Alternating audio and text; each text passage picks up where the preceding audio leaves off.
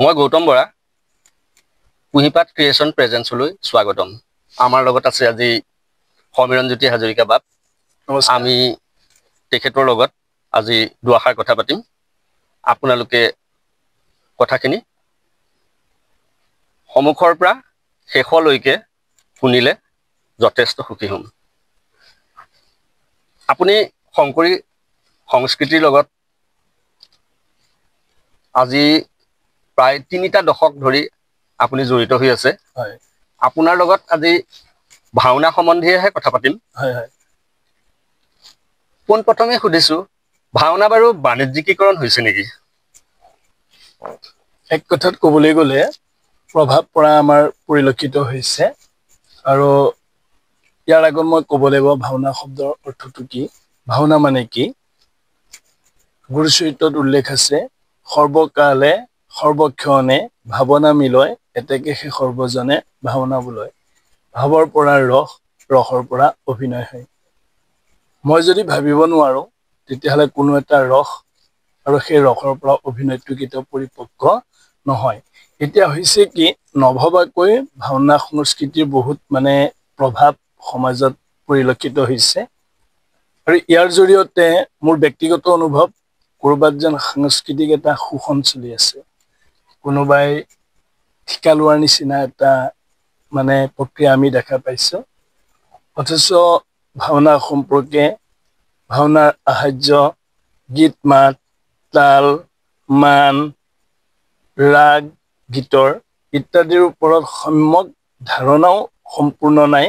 অথচ তেওঁ পৰিচালক হৈ ভাওনা পৰিচালনা কৰিছে। এই ক্ষেত্ৰত আপুনি ক'ব বিচাৰে নেকি ভাওনা কি অৱক্ষয় হৈছে নেকি?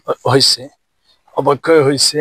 ইয়াত জোখতকে অতি বেছি অভিনয় এটাই প্ৰভাৱ সমাজত পেলাইছে, অতিৰঞ্জিত হৈছে। মই আগতেই কৈছো, ভাওনা হৈছে ভাৱনাৰ বস্তু। আমি ভাবিহে ল'ব লাগিব। আৰু গুৰুজনাই সেই ভাৱনাক প্ৰাধান্য দি ভাওনাৰ সৃষ্টি কৰিছিল। সাজ সজ্জা বিভিন্ন ক্ষেত্ৰত বহুত কিবা এটা কৰিবলৈ গৈ ভাওনা বাণিজ্যিকীকৰণৰ লগতে অতিৰঞ্জিত হোৱাটো নিৰ্ঘাত সত্য বুলি মই ব্যক্তিগত মতে পোষণ কৰিছো। সেইটো মই অনুভৱ কৰোঁ। এই ক্ষেত্ৰত আমি অংকীয়া নাটলৈ আহিছো। হয় হয় অংকীয়া নাটৰ ক্ষেত্ৰত আপুনি কি ক'ব বৰ্তমান স্থিতিটো? অংকীয়া নাটতো বৰ্তমান এটা গৱেষণাৰ স্থল হৈছে। অংকীয়া নাটৰ ওপৰত ইতিমধ্যে বিভিন্ন সময়ত বিভিন্ন সংগঠনে ইয়াৰ ওপৰত গৱেষণামূলক অধ্যয়ন চলাই পৰিশুদ্ধ ৰূপত অংকীয়া নাট পৰিৱেশনৰ প্ৰস্তুতি হাতত লৈছে। এই ক্ষেত্ৰত ক'ব লাগিব যে উত্তৰ পূব ভাৰত নহয়, সমগ্ৰ এছিয়া মহাদেশতেই ধৰ্মীয় সাহিত্য সাংস্কৃতিক অনুষ্ঠান আৰু ৰাজনৈতিক শ্ৰীমন্ত শংকৰদেৱ সংঘৰ সংস্কৃতি শাখাই যি এটা ভূমিকা লৈছে যে অংকীয়া নাট শুদ্ধভাৱে পৰিৱেশন, এই ক্ষেত্ৰত শংকৰদেৱ সংঘ অগ্ৰণী অনুষ্ঠান। যে গুৰুজনাৰ ৰচিত অংকীয়া নাটসমূহ শুদ্ধভাৱে পৰিৱেশন কৰি জনসমাজত শুদ্ধ ৰূপটো বিতৰণ কৰি দিয়া। এইখিনিত মই আৰু এটা কথা কওঁ, অংকীয়া নাটৰ যিটো সাৰ্বজনীনতা আপুনি দেখা পাইছেনে বাৰু সমগ্ৰ অসমত শদিয়াৰ পৰা ধুবুৰীলৈকে? দেখা নাই পোৱা বুলি ক'লেও ভুল হ'ব। সকলোখিনিতে নহ'লেও কিন্তু অন্তত 50% সাৰ্বজনীনতাটো দেখা পোৱা গৈছে।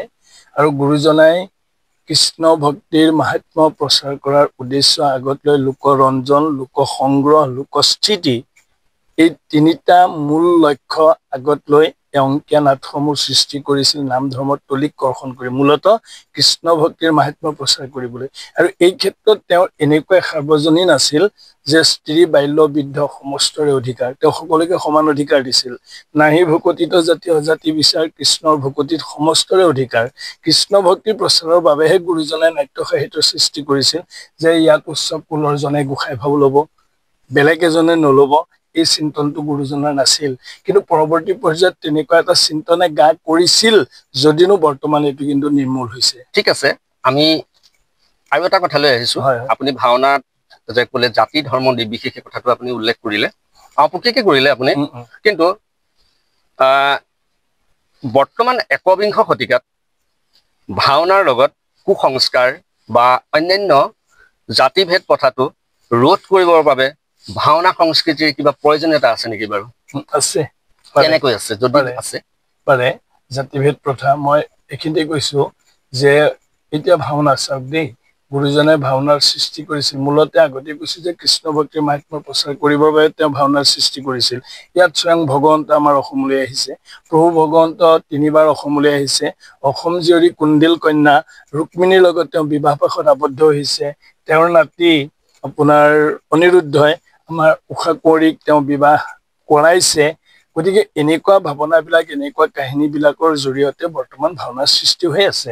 মই এইখিনিতে এইটো ক'ব বিচাৰো যে যদিনো গুৰুজনা বা গুৰুজনাৰ পৰৱৰ্তী পৰ্যায়ৰ আটাপুৰুষসকলে নাটসমূহ ৰচনা কৰিছিল, তাক আমি অংকীয়া নাটৰ মৰ্যাদা দিছো, যে পৰৱৰ্তী পৰ্যায়তো নাট ৰচনা হৈছে। সেই নাটসমূহ আমি ভুল বুলি ক'ব যোৱা নাই, কিন্তু সেই নাটসমূহ এইটোহে কৰাটো প্ৰয়োজন যে গুৰুজনাৰ অংকীয়া শৈলীৰে আমি পৰিৱেশন কৰিব লাগিব আৰু সেই ইতিবাচক দিশবিলাক আমি দেখুৱাব লাগিব। মোৰ এটা মানে মনৰ ভাৱনা যে চাওক, ভাগৱত ভাগ পৰীক্ষিতক মহামুনি শুকদেৱে শুনাইছিল আৰু শুকদেৱৰ পিছত সুতে এই ভাগৱত মানে ৩২,০০০ ঋষিমুনিক শুনাইছিল। কিন্তু ৩২,০০০ নহয়, ২৮,০০০ ঋষিমুনিক শুনাইছিল। ৩২,০০০ মানি ল'বলৈ টান পালে, কাৰণ সুত নিজ কুলত জন্মগ্ৰহণ কৰিছিল। তেওঁলোক কুলোদ্ভৱ, উচ্চ কুলত জন্মগ্ৰহণ কৰা ব্ৰাহ্মণ। গতিকে ব্ৰাহ্মণ হয় নিজ কুলত জন্মগ্ৰহণ কৰা সুতৰ মুখেদি তেওঁলোকে ভাগৱত শুনিবলৈ মন মেলা নাছিল। কিন্তু এই বেদত প্ৰধান ২৮,০০০ ঋষিমুনিৰ নেতৃত্ব দিছিল শৌনকে। আৰু তেওঁ কি কৰিলে যে মহামুনি সুত সুক নহয়, নিষ্কুল বুলি ভাবি ৩২,০০০ ব্ৰাহ্মণ পণ্ডিত আঁতৰি গ'ল। সুতৰ মুখেদি ভাগৱত নুশুনো, কিন্তু ২৮,০০০ ৰৈ গ'ল। কিন্তু বেদত পাৰ্গতসকল আছিল, তেওঁলোকৰ নেতৃত্ব দিছিল শৌনকে। গতিকে সেই কথাখিনিও বৰ্তমান আমি ভাওনা শৈলীত, ভাওনা আকাৰে যদি কোনোবাই নাট ৰচনা কৰি সমাজত বিলাব পাৰে, মই ভাবো যে এই বৰ্ণ বৈষম্যৰ যিটো প্ৰথা, সেইটো নিশ্চয় একেবাৰে নিৰ্লিপ্ত, মানে নাইকিয়া, নিঃশেষ হৈ যাব বুলি মোৰ অনুমান। গতিকে আমি তেনেকুৱা কিছুমান নাটকো অভিনয় আকাৰে কৰিব পাৰিলে ভাল হয়, ভাওনা আকাৰে। হয়, ঠিক আছে। আমি আন এটা প্ৰসংগলৈ আহিছো। বৰ্তমান সময়ত দেখা গৈছে যে অংকীয়া নাটেই হওক বা ভাওনাত বিচাৰকৰ প্ৰাধান্য আপুনি দেখিছে। অত বিচাৰক, তত বিচাৰক, ভাওনাত বিচাৰক, মানে ভাওনাসমূহত বিচাৰকৰ প্ৰাধান্যটো বেছি হৈছে। এই ক্ষেত্ৰত বিচাৰকৰ জানো প্ৰয়োজনীয়তা আছে? নাই, চাবলৈ গ'লে মই আগতে কৈছো এইটো ভাৱনাৰ বস্তু। ভাৱনা আমি জনসমাজত প্ৰচাৰ কৰিব লাগে আৰু তাৰ পৰা এটা মানে আমি স্থিৰ সিদ্ধান্তত উপনীত হ'ব লাগে যে কৃষ্ণাস্তু ভগৱানম স্বয়ং। আৰু প্ৰতিখন নাটৰ অন্তৰালত সেইটোৱে কৈ আছে যে আমাৰ উপাস্য তত্ত্ব কৃষ্ণ। গতিকে সত্যৰ সদায় জয়, অধৰ্মৰ পৰাজয়। মূলতঃ নাটৰ বা মূল লক্ষ্যটো, মূল আদৰ্শটো, মূল উদ্দেশ্যটো সেইটোৱেই।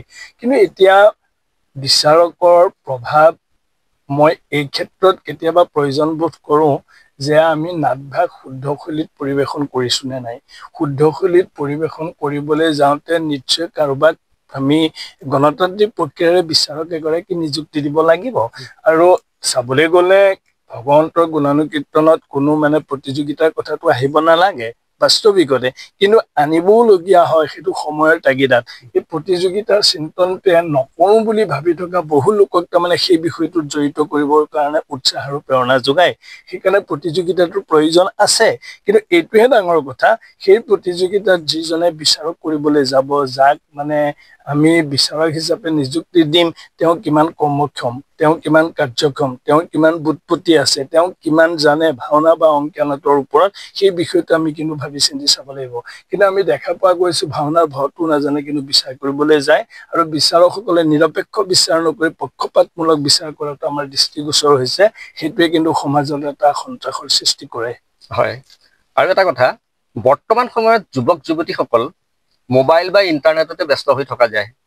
যে যদি মোবাইল বা ইণ্টাৰনেটতে যদি ব্যস্ত হৈ থাকে, আমাৰ ভৱিষ্যত প্ৰজন্মই ভাওনা কৰিব কেনেকৈ?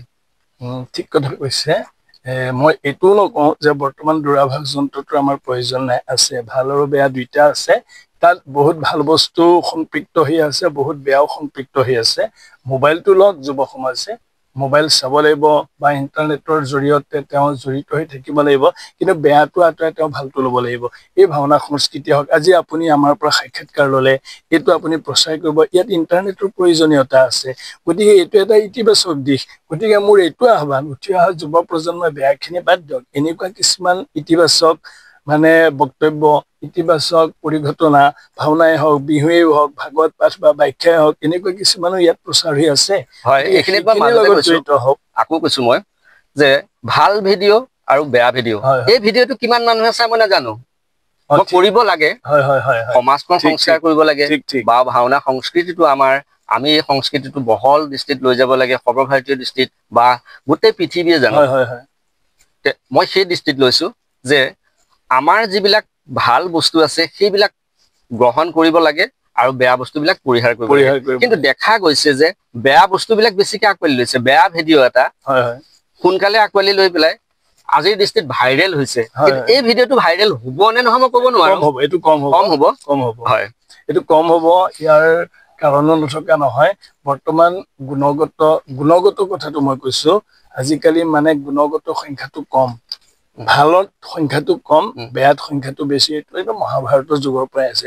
তথাপি কওঁ, এতিয়াও ভাল আছে কাৰণে সমাজত ভাল বিলাক প্ৰচাৰ হৈ আছে। ঠিক আছে, আপুনিতো 30 বছৰ ধৰি হয় পেলাই হয় এই শংকৰী সংস্কৃতিৰ লগত আপুনি সম্পূৰ্ণৰূপে জড়িত হৈ আছে, হয় হয় সৰুৰে পৰা বুলি ক'লেও ভুল নহয়। হয় কিমান যুৱ প্ৰজন্ম হয়, আমি আকৰ্ষিত কৰিব পাৰিছো বাৰু নিশ্চয়, শংকৰী সংস্কৃতিৰ হয় হয় লৈ পেলাই। হয় হয়, মই মোৰ ব্যক্তিগত মতামত দিম। এই ক্ষেত্ৰত মই কিন্তু সফল হৈছো বুলি অনুভৱ নকৰো, মানে মই ক'বই পাৰো যে মই এই ক্ষেত্ৰত যথেষ্টখিনি সফল হৈছো।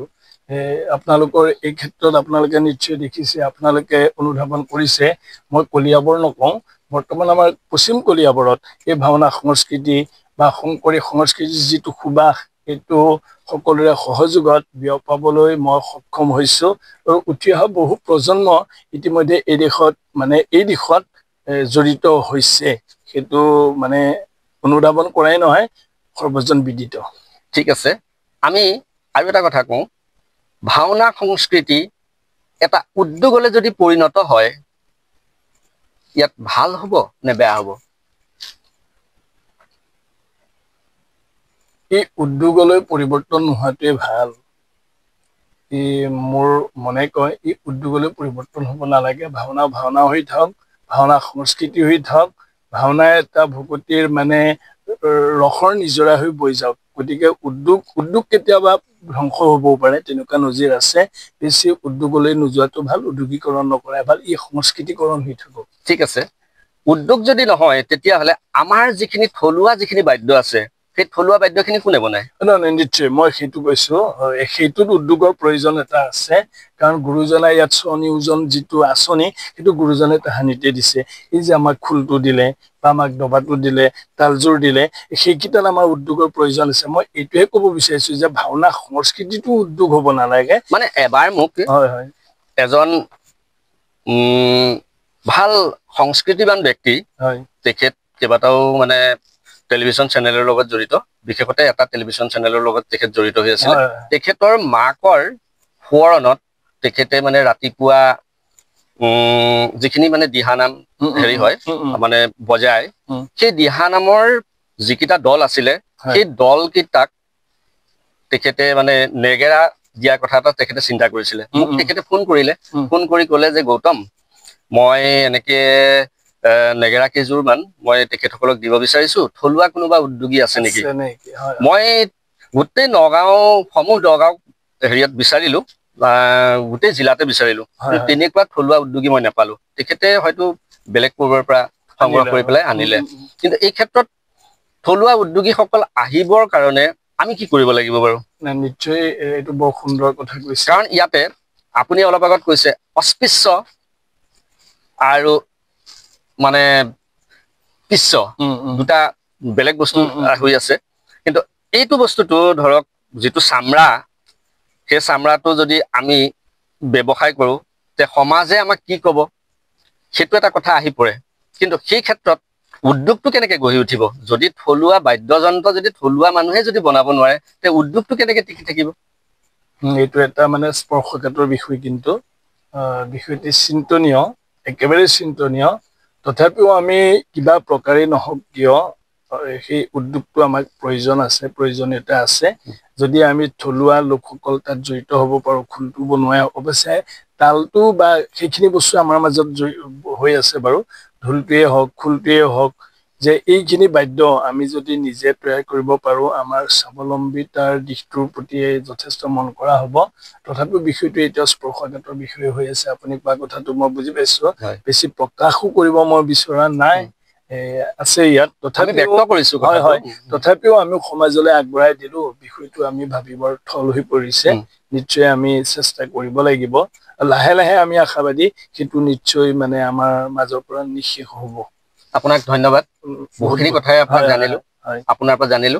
আৰু আমাৰ ৰাইজে এই ভিডিঅ'টো যদি আঁকোৱালি লয় আমি খুবেই নথৈ আনন্দ হ'ম। আৰু আপোনালোকে এই ভিডিঅ'টো শ্বেয়াৰ, কমেণ্ট দি পেলাই আপোনালোকে আলোচনা কৰকচোন আপোনালোকৰ নিজৰ মাজতে। আৰু বিষয়টো আমি আগবঢ়াইহে দিছোঁ, আপোনালোকে এই বিষয়টো গভীৰভাৱে চিন্তা কৰি জাতীয় সংস্কৃতি আৰু জাতীয় যিটো নাটশালৰ পৰা আমাৰ উৎপত্তি হোৱা ভাওনা আমাৰ জীয়াই ৰখাত আপোনালোকে সহায় কৰক। ধন্যবাদ।